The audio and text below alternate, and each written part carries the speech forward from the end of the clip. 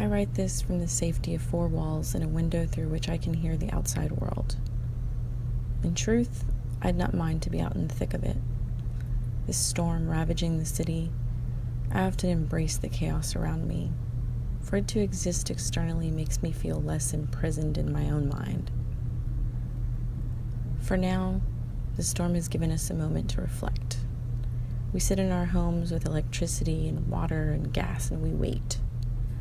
Some of us think it's over, and some of us know it's only just begun. Storms are a cleansing. I don't mean that in the biblical sense, although you can now recall that these phenomena date back to the oldest of books, and many moons before Homo sapiens. We have always recognized water as a dangerous and powerful predator, just as much as it's a healer. The source of life with all the same capacities to destroy it. We humans in our duality, so romantic. What we learn from these momentous displays of nature, what we should be reminded of, is that we are not immune to the fate we all suffer when we are born into this life. We walk a very fine line each moment that we exist.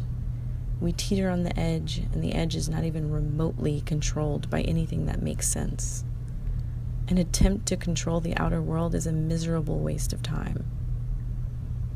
Storms push us off that very same edge and carry us away.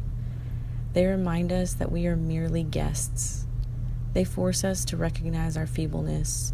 When we've become too carried away, the storms come to cleanse us of our sins and wash away the ego. If only for a moment, we witness the great potential of man in these times, the willingness to help one another, the compassion, the reckless abandonment of the self to serve the greater good. We see fear, that it lives in all of us, even those previously afraid to mention it. Because if you care about a goddamn thing in this life other than yourself, then you should be quite afraid. Maybe not just in the wake of a storm. Pre-monotheistic indigenous religions idolized the elements of nature and created gods for them. What better way to worship than the tangible, seeable chaos we live? The classical elements of air, fire, earth, water, the things that build and sustain life, things which have enabled us to grow from nothing into the narcissistic, robotic primates we are now.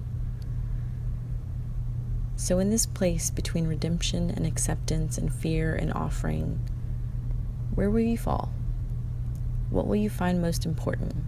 Whom will you love? What will you lose? What painful growth will occur to force you onward? What are you made of?